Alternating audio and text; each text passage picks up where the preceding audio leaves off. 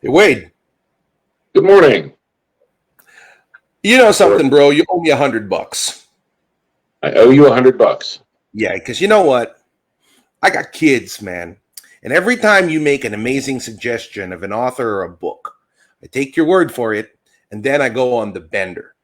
And one book you started me off with was this fantastic masterpiece, Goetic Evocation by Steve Savedow. And then what did you do? You put me in a rabbit hole because of that. I had to get the Magicians Workbook and I had to get black, white, and red magic. And I was just like blown away how this gentleman writes and presents his stuff. It's novel. So I wanted to get from you, how did you first discover this wonderful book? Well, actually, I was working at Ancient Ways, and we had been doing. I've been taking Ebony's magic classes there, Mhm. and from Ebony on Pooh, and I've been doing goetic magic since I was 17.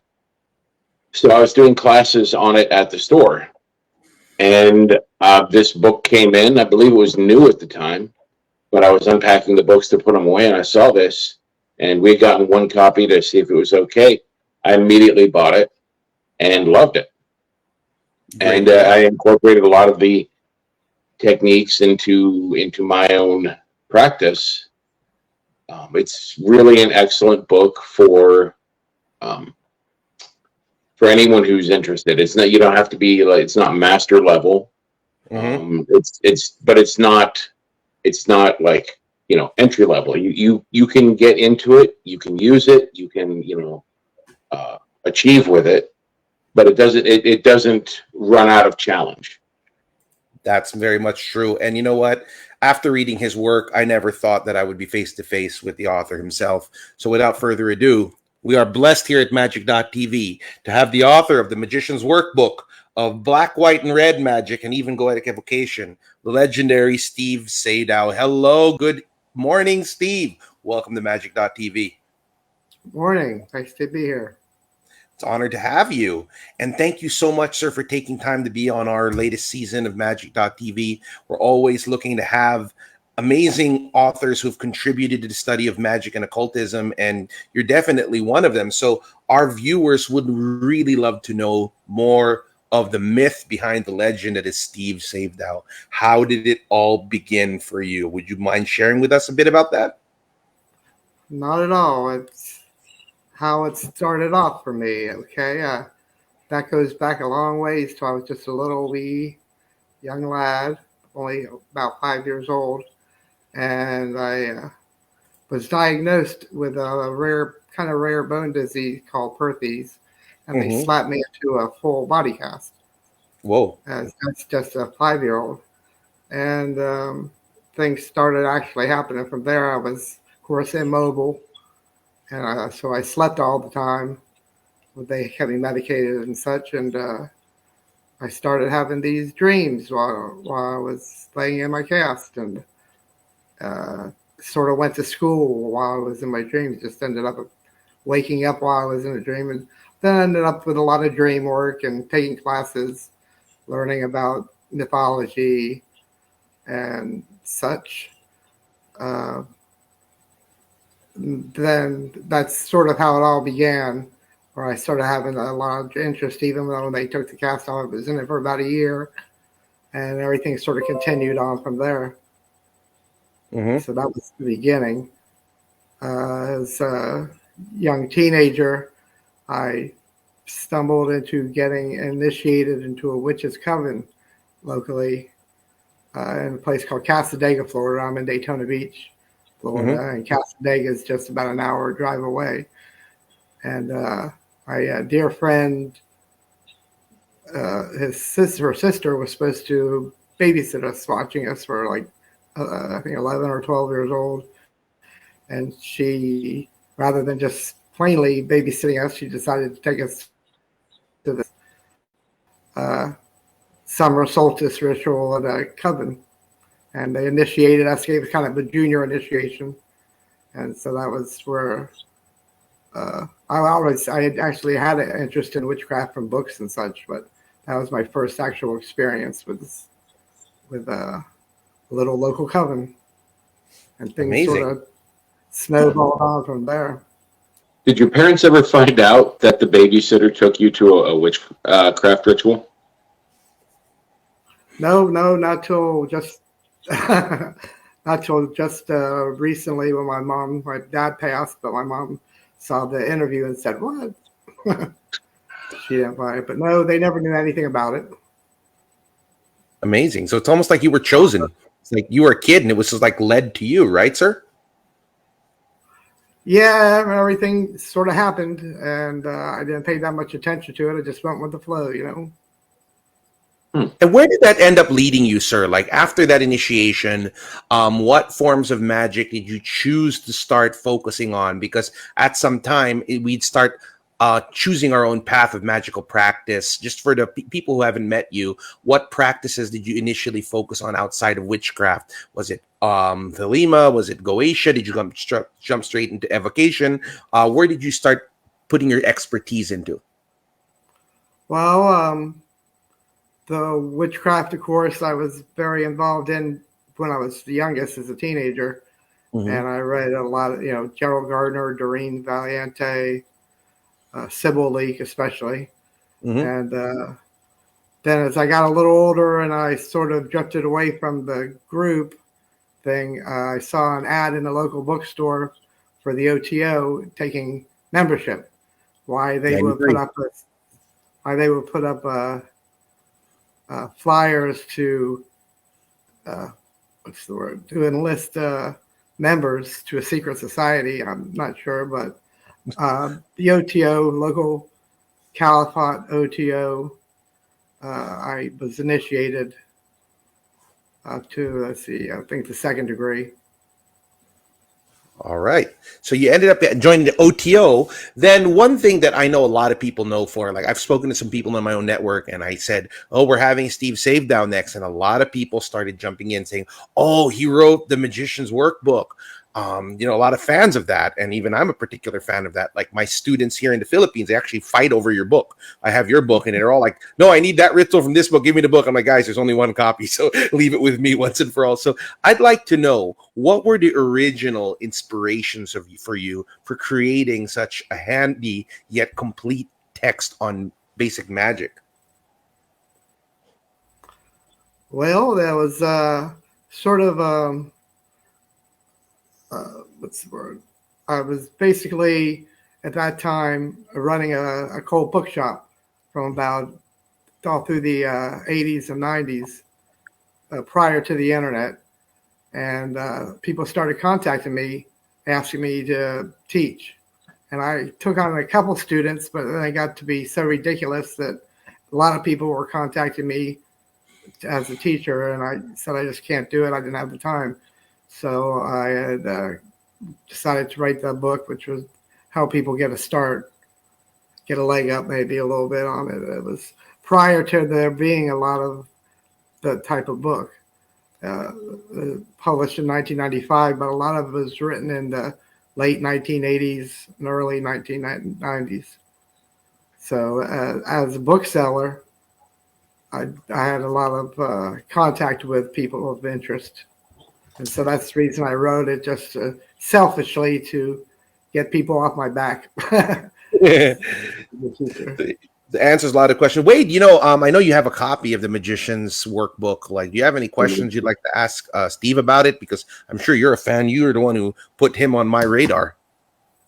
Oh, I'm good with regards to that book. That's actually one of the reasons that I was writing Acolyte, was because for the longest time, I can relate to when you're teaching people and you end up having to teach the same remedial stuff that, for whatever reason, I expect they should already know. And so it's easier to actually have the book, and they could say, hey, what do I do first? Here, do this, read this, and get back to me. Honestly, it's almost like you're saying, read this and get back to me when you're interesting. Because a lot of people just come right off the street knowing nothing, and they want everything. But mostly it's just going to be work. And yeah. And I gotta it's say, like trying to be a kindergarten teacher, and kids come to you and they can't walk.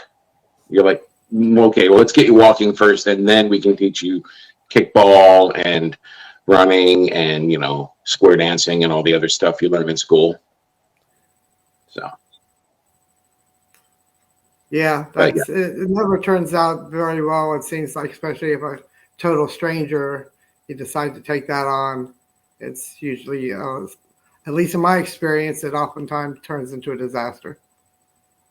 Very true. But one thing I got to give you credit for, and thanks, Steve, is that what I liked about the Magicians Workbook was, although sadly, the generation of magicians now who have everything at their fingertips with the internet can't appreciate the value that your book offered, because it was one of the few texts that had almost 80 to 90% of the essential tools you would need to practice magic. That was all compiled into one useful book. I'm not saying it's not useful now, but it's easy to just Google what's the LBRP and you could get gazillions of articles. But you said you wrote it in the 80s. There was no internet. There was nothing like that. So you were one of the first people to put that stuff in a comprehensive manner. And what I liked as well, in an English that people can understand, because a lot of authors who write about these topics try to sound like neurosurgeons. What I liked about your book was just like, oh, thank God Steve is speaking English. This is like he's speaking something people can understand. Yeah, it's a lot different world today than it was back then, before the internet and everybody started. I mean, there's been so much great material published, but I know a lot of it is done by people who have highly educated, and they don't speak to people that aren't. A lot of times I've heard from other people complaining that they just couldn't absorb it so much because it was difficult for somebody without a higher education. Very true. Some magicians tend to talk like magic is already becoming a dead language. I'm a personal advocate that if we want the practice to continue, we have to make it understandable to the masses, not water it down, but make it understandable. Because there are some authors like the late Israel Regardie that I would literally throw his Golden Dawn book against the wall, because I was like, okay, I know you know what you're talking about, but calling the salt sodium chloride is just getting on my freaking nerves. You know what I mean? Yeah. Versus just saying, just use salt. Okay, that you could have said that. Your work, on the other hand, I think it was actually ahead of its time, because you were the one speaking to the normal people. And that took on a life of its own. And now there's some great authors out there. Authors like, example, Marco Visconti, who speak about the old practices, but they use human English. So that's one thing I'm thankful for about what you've done. Which brings me to my next topic, which is about your book, Goetic Evocation. Now, Wade is the one who got me into Goetia when I was 15. And I really wanted to know, for those who don't know any better, how does this differ from all the other works on Goetia out there, like the Aleister Crowley Goetia with Mathers or stuff like that? What makes your books different and unique? It was one of the earlier ones. There was not much available on the subject, other than Waite's transcriptions of classic material and Poke Ryan's work with the OTA. Other than that, I don't think there was very much available at all. And I had people in my bookstore asking me questions and what text I could recommend for them on Goetia, and there was virtually nothing much to be had. So I put together a book because I knew it would do well, I suppose. And I had a lot of material to draw from with my first two books, the Magicians Workbook, and what I actually, if you had one of the original Goetic Evocation from 1996, it was the Magicians Workbook Volume 2. Oh, wow. And, I didn't know that. You can still find copies of that around. But it was another part of teaching, basically. I wanted to use it as a teaching aid for people who are interested in getting involved in it. And I actually tried to discourage people from doing so because the spirits I dealt with were difficult to say. Really? They weren't, when people talk about evoking spirits, a lot of times now that I see on social media and stuff, they are like buddies with the magician, but they weren't like that when I invoked them. And a lot of my evocations, if you see the dates in the text, were from the mid to late 80s. So I'd love to hear more about that. Like you said that the spirits dealing with them were difficult. Could you share with us some examples? And just because, like, I understand it's it's an advanced topic. It's not something newbies should be getting into, but there will always be those who would want to learn more about it. So, what made it difficult, and what are some of the precautionary things you could tell would-be evokers? The first several times that me and my partner attempted to perform an evocation, it was probably the first times that we had a minor success or partial success. It was something like a bomb going off in the temple. A lot of hard experiences. One time we had the cops actually come to the door because I practiced in the room. I was in a Southern rock band, and we played at my house I had a big soundproof room. And one of the times it got so wild, the cops knocked on the door, and we sort of told them it was the band practicing, as they had visited on several occasions to tell us to turn it down a little bit because the band was practicing. And were there beneficial spirits that you worked with? Like, it's like, I don't know if you're aware, but me and Wade came together because of an evocation I did of the demon Belial. And through the very dark part in my life, I tell this to people openly, I did an evocation of him, and he probably saved me from offing myself. That's a good experience on my end. But on your end, were there any positive experiences you had working with the Goetia spirits? Yes, there were definitely positive experiences, but they were hard. They took work. Let me just put. They took a lot of work and effort, and I always like to say I aged about 20 years doing the evocations I did. You have my book, so you've probably read some of the experiences that I put down in text, and my experiences. But yeah, I had definitely quite a few positive experiences, but also my share of negative. Mm-hmm. And Well, because like at the end of the day, we're one of the goals we have in this show is to empower people and give them the option of the choice. And sharing that you've had positive experiences, but at the same time I like how you said it aged you, because I actually kind of feel that like after my evocation, yeah, I got a lease on life, but I really felt like 10 years older. I'm like, Christ, what cost did this pay me? Yeah, that happened to me. I got away from goetic evocation after, somewhat success, but I also was interested in working with other spirits other than the Solomonic ones, like Enochian spirits and the Olympic spirits as well. Fascinating.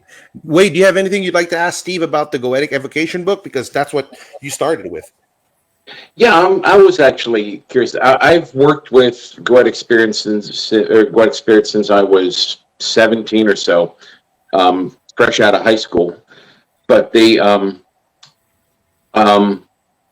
noticed that you get certain levels of, if you work with the same one over and over again, like they're your servant, then they're your familiar, and you become greater. I don't want to say intimate, but it's you achieve a deeper bond with these spirits to the point that you don't even need. How far have you been able to get them to work with you? I mean, do you have them like follow you around through the day? Do they just come and go in your house, or what's the I guess your most trusted and useful spirit? I've had to the point with some that they would just appear when it was necessary. In fact, if there was something even I didn't know, was necessary or something that needed to be done or something that they wanted me to do, they would appear. And it was after a few times going through all the pomp and circumstance, and then after repeatedly dealing with one or the other numerous occasions, it was much easier and convenient for them to appear on their own, even on their own initiative sometimes. And there were different ones had different personalities and were had different. They were to deal with different things specifically. I don't know exactly how to put it, but and I don't want to go into details onto exactly which ones that I was most intimate with, but intimate was a good word. They become a part of your life, and you in the initial evocation where you go through the work, you develop a bond with them, and like I like to say, you made a pact with them, and that pact lasts forever. So they're going to be a part of your life. Sometimes something's happening, and I'm doing a ritual for whatever, one will pop up and give me a suggestion or something I didn't even know I needed to do. They would say, "Oh, deal with this matter." Yeah, I had one of them illustrated for me the way that eventually he showed me with extra arms coming out of my back, and each of the arms was like another one of the spirits, and they're just doing stuff without necessarily consulting me first. I had asked one of them, one point, I don't even remember at this point, I don't even remember what it was that happened, but something really great had happened for me, and it was really unlikely. And I called one of my spirits up and I said, "Were you a part of this?" And he said, "Well, me and a few others." I said, "Well, why didn't you tell me?" And he looked me right in the face and he said, "You'd have fucked it up." Take initiative. I thought, well, there you go. That's perfect. Then, I can appreciate that I've got these extra things working for me, which is nice. Sounds interesting. Brings me to my next question. Then I noticed after your amazing literary work, you started taking kind of like a turn towards translated texts, like the book of, pardon me if I'm getting it wrong, Black, White, and Red Magic. You said that was a translated text. Am I correct? It was the Supreme Black, Red, and Infernal Magic. Yeah, I'm sorry about Black, Red, and Infernal Magic. Now, one thing I've noticed is that some people don't know the difference between black and red magic. Do you think that you could educate us what those are based on your understanding? My understanding is it's Solomonic magic. It's based on material from the Key of Solomon or the Greater Key or the Lesser Key. That term of red magic is used as far as describing some types of Solomonic magic. And usually, what's the gnosis that fuels it? Is it more like red? Is it safe to say that Solomonic evocation is red magic? Would that be your understanding of it? As long as it's not the black magic, separate from black magic, but it's red magic, which is evocational and invocational type of magic that you would, and it might also extend to other techniques like other than Solomonic, but the basic explanation I understand is red magic is you can look at it as Solomonic magic. And based if of course for the viewers who don't know anything, what would your definition of black magic be?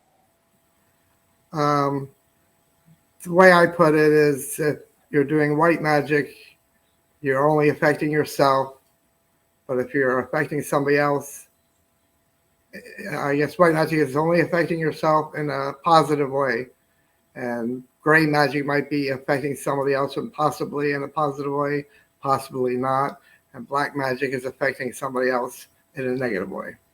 Wow, perfectly put. That's my definition. I'm not sure I've really seen anybody else's that matches that. It's like evocation and invocation and conjuration. Different people have different definitions of those words. Where I would say invocation, you're dealing with higher spirits like archangels, and evocation, you're dealing with demonology spirits, and conjurations is mainly just the words that you're using, and people have different definitions depending on who you're talking to. Well put, and thank you for sharing that, because I'm sure that our viewers are going to learn a lot just by that definition with itself, which is going to bring me to the last thing I'm talking about your history, which is the Hidden and True New Mythology by Steve Savedow. It's an obscure 17th century grimoire text for conjuring spirits. All right, this is from this mythical Spanish city of Salamanca. And there's something, one of the reasons this caught my attention, because here in the Philippines, if you're called a salamanquero, you're considered a magician. That's one of the things they call magicians, a salamanquero. So it's so interesting to see that there's actually books from the city of Salamanca in Spain that talk about magic. So I'd like to ask you, what's the history behind this text? I mean, what made you want to publish something like this and look deeper into these practices? Well, it's very interesting. The city of Salamanca has a university that I think is possibly still in being attended. And there was always the legend that the devil taught students magic from a cave there by the university.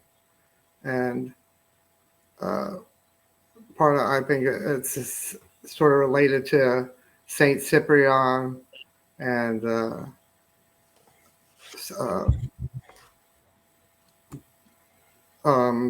magic that there's just a legend of stories. In fact, I think I discussed them in my introduction, and maybe Al Cummings, who wrote the foreword, he also mentioned it, that there's intimate connection from the university there of people that, like I said, they're taught black magic in a cave that's on the grounds of the university.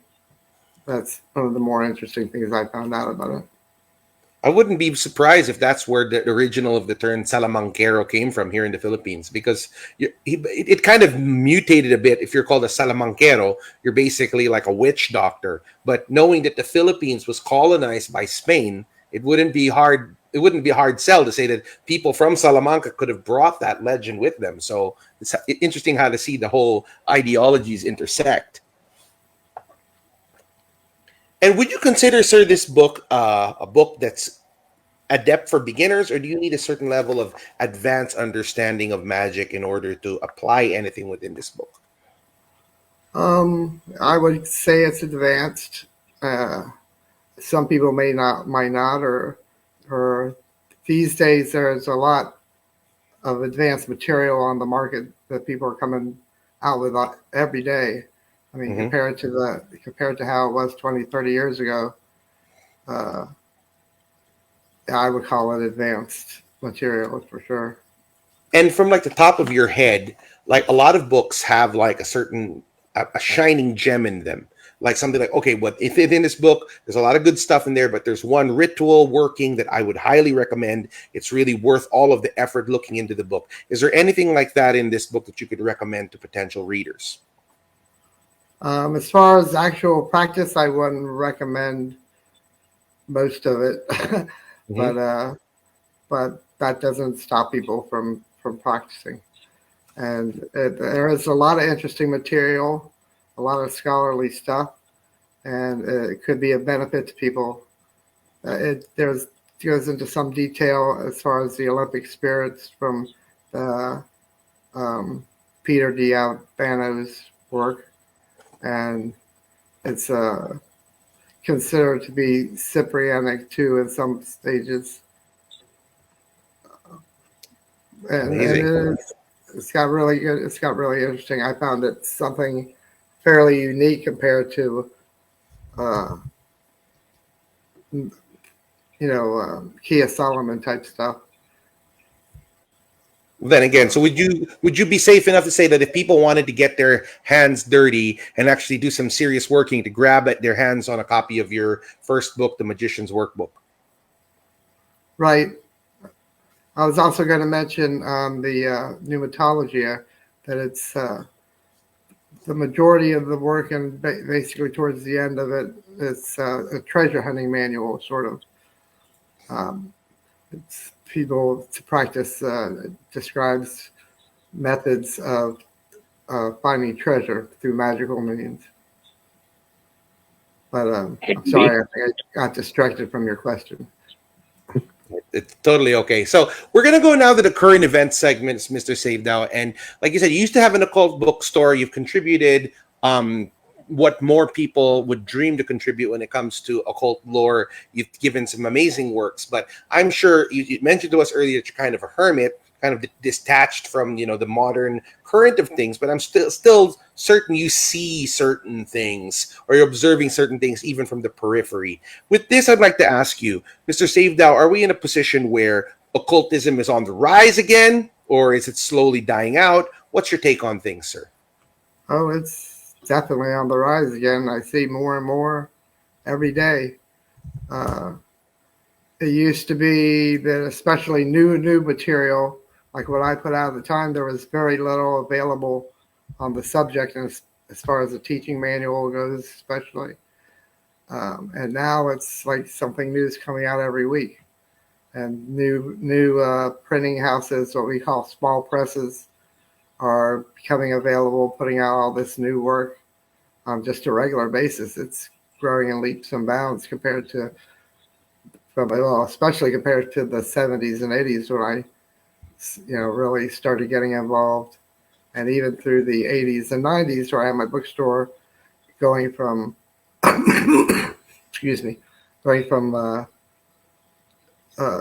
totally non-technical to when the internet came out in the early 90s, and things started growing from there, I think, where people could contact each other rather than stones and chisels to write letters. That's what I did when I was first dealing with books and such. I printed with Xeroxes and made little catalogs, and then by the time when the internet came along, it sort of just devastated the whole system of book selling. And then everything was done on the internet, and then into the year 2000, things just seemed to me sort of expanding in ways nobody would have ever expected a decade before that. With that being said, I wanted to ask, what would your hope be for the next generation of occultists in the next year? What's your prayer for them? Do you feel that they should study deeply or as intrinsically as you did when you were collecting these wonderful texts and compiling them?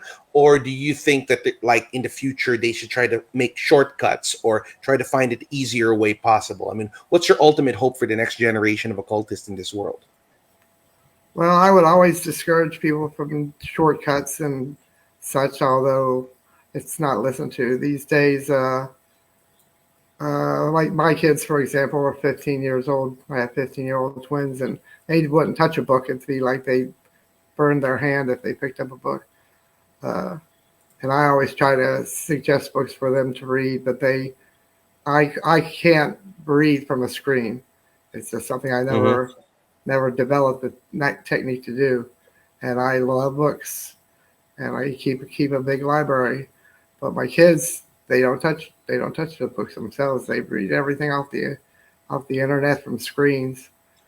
So I would recommend for the younger generation to deal more with the actual hands-on books themselves. But I don't think nobody listens to me when it comes to that kind of material. But I think there's only can only go up from here, really. So I think I have a positive attitude, which I don't have with a lot of different matters. But as far as practicing magicians go, I think things are just going up in leaps and bounds. Amazing. Well, I mean, that's good to hear coming from you. I mean, you were there at the beginning. You were there when it was still brick and mortars and Xeroxing stuff. I mean, you were one of the old school mages. You did it the old ways. And I was telling this to Wade time and time again. I actually do kind of miss the old ways. where you'd have to go to the occult bookstore and there was limited number of books. And if there was that one copy of the Magicians Workbook, everybody's fighting over it because there was no Amazon yet. And then you talk to other mages and, it's like it really, the occult was still a bit more occult then. Now it's like a subject. Oh, the occult. Go on Amazon and almost every single book you want is at one click away. And I kind of think also in the old days, you'd go and the guy from the store, he would sell you the books at the store, and then he'd be like, "Why don't you come back at closing?"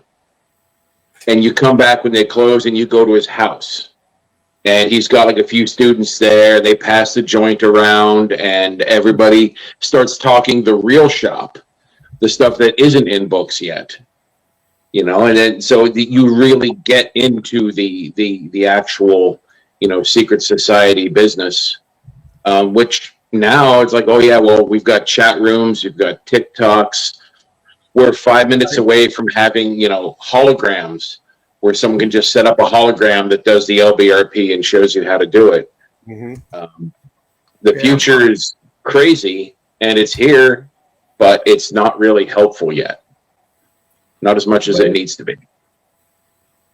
There's all sorts of classes and seminars and conventions all over, but back in the 70s, 80s, 90s, you'd have to wait for a letter to come in the mail from somewhere if you were interested, and people didn't know each other, and if you wanted to talk to somebody else on the matter, you had to drive for hours and hours, and to get a book, you had to drive for hours and hours.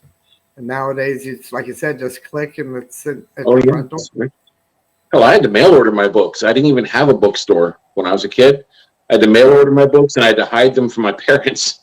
Same here. Mail order is about the only choice. And back when I started dealing in books, mail order, there were only a couple people. There was Todd Pradham in California, J.D. Holmes in Washington State. Weiser Antiquarian was a fellow named Glenn Hooton. And they were in New England, and I was in Florida. So that's the 4 points of the country. They're the only ones who did it at all. Yeah, I had to order mine from International Imports, which they've been Skippy and then International Imports, and now I guess it's Indio Products. Yeah. But yeah, I had to order my books. And get this, I had to hide them under my bed, and I had to hide them under a stack of Playboys. So if my mom was searching my room, she'd find the Playboys and get mad and throw them away, but she would stop looking when she found something to throw away. Yep. Sounds familiar. Excuse me. So with that being said, Mr. Savedow, I mean, it was interesting to learn these things, and it's kind of like a fun trip down memory lane. We're going to go now to our third segment of the show, which is Occultex. And this is where our guests can teach us anything, any one thing they'd like. It could be about the occultism. It could be as simple or advanced as they'd like. And with all the things you've contributed to the study, we'd be more than honored to learn anything that you can from your great toolbox and lifetime experience of magic and occultism. So what do you have for us today, sir? I thought about it. I have a new book coming out in September. Well, it's supposed to be open for pre-orders on September 24th through Hadean Press. It's the Book of Shadows, and also the Book of Spirits, which is something that should be really dealt with a lot more than it is. If you're familiar with the Book of Spirits, where there's a little section about it in the Barrett's Magus and in the Waite's Book of Black Magic, where you do invocation and call down spirits, and you have them sign their name or put a mark or their sigil in the pages of the book. You have a blank book, like a diary type book, and you use it when you do an evocation and you call a spirit, and you have them mark the book with their sigil or write their names, and then you can use that as a invocational device to call upon that spirit in the future easily. I don't know if I'm surprised that there's less information about the subject of the Book of Spirits on the Mhm. market today. But this book that's coming out, it's going to be called The Book of Shadows or The Book of Spirits. And it was originally from a manuscript text handed down over the generations and centuries by magical order from that ended up a friend of mine is an Italian practitioner and also owner of a publishing company named Rebus Editions, and he had it published in his Italian through his publishing company, and I stumbled across a copy by accident, just totally out of the blue, and it discusses the Book of Spirits in detail, and I translated that from his Italian work, which was originally done in the 70s, but it's based on the manuscripts that were passed down over the generations from master to student, and that's what will be my next book that's going to be published. But to have a connection with the spirit that you invoked the first time and have them mark the pages of the book, which you can use as a talismanic device. Sounds interesting. So, what do we need in order to do this? I mean, can you give us details on like what would need to be done aside from the evocation in order to like personally speaking? Like I said, the patron of this show is King Belial. So, are you saying that we can ask him to sign a talisman or a book? So it's kind of like a direct access card to him. It's specifically a book. Okay, so specifically a book.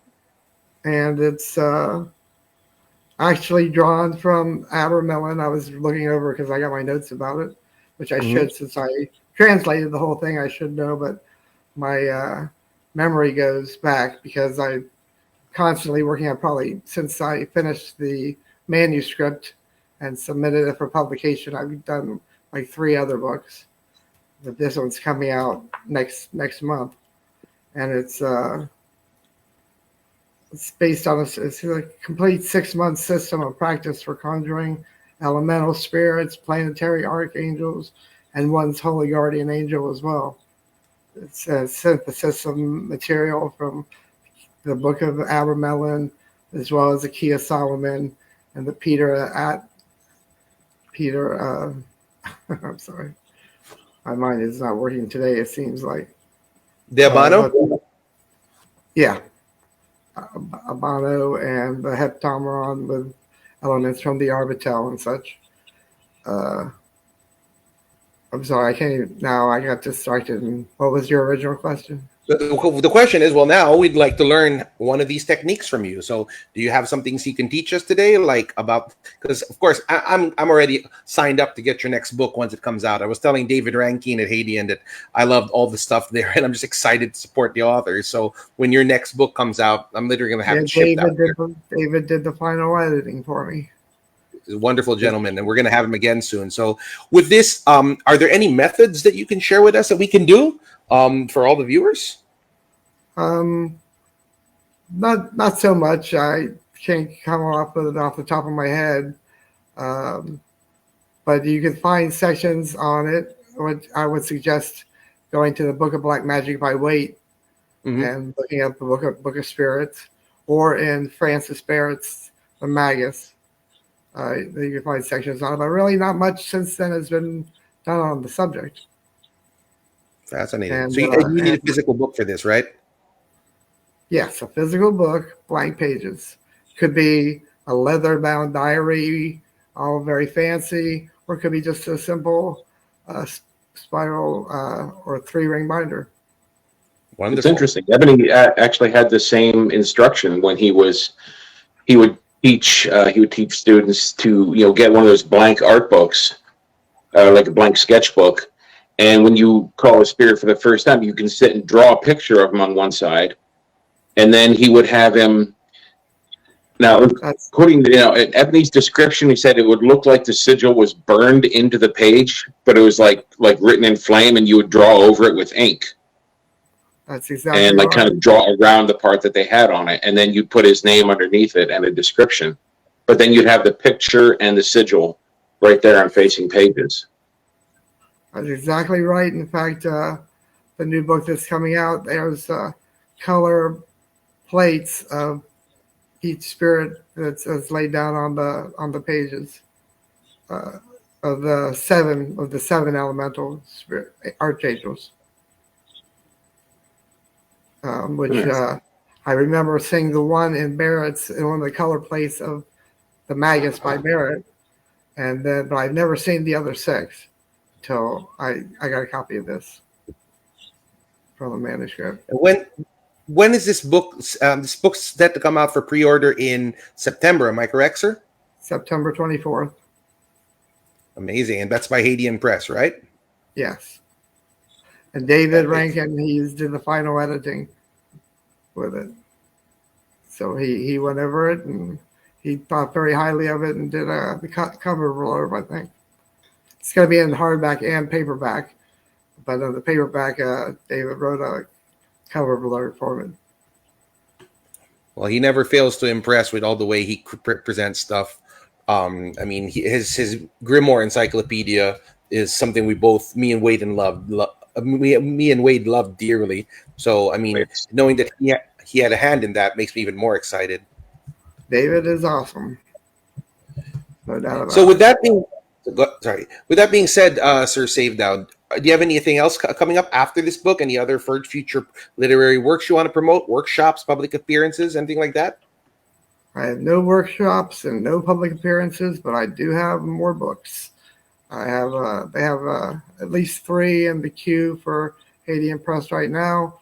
I'm working on some other avenues, but what I'm working on right now actually is really interesting Faustian material that I look at. Actually, when I started the New Mythology, something else popped up which sent me down the path to find an interesting Faustian collection based on the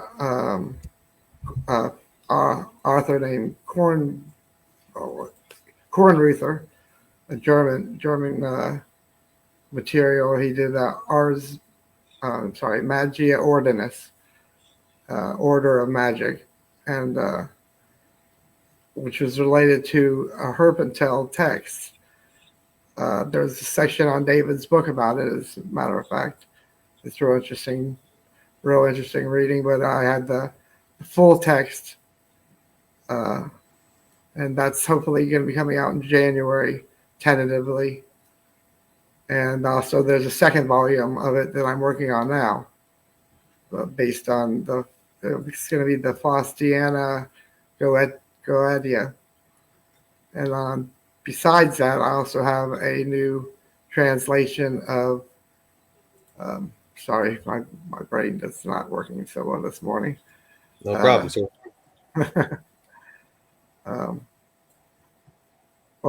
Something else and different coming up on next summer as well.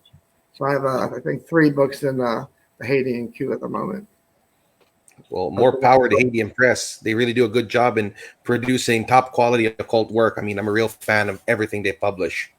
They're great. It definitely is. I'm fortunate to have come in contact with them. So, Wade, do you have any other questions you'd like to ask Mr. Savedow before we wrap up this episode? Oh, I'm good. This has been fascinating. I always find it, really, I don't know, it's hard to describe. When you read a book and you're listening to someone's words and you're kind of, getting the whole thing, and then you meet the people and it just really kind of completes the picture. It actually makes the book more valuable because now you've actually gotten more information directly from the author. Because if you read a book, you can't ask the questions about it to clarify. But I always love meeting the authors.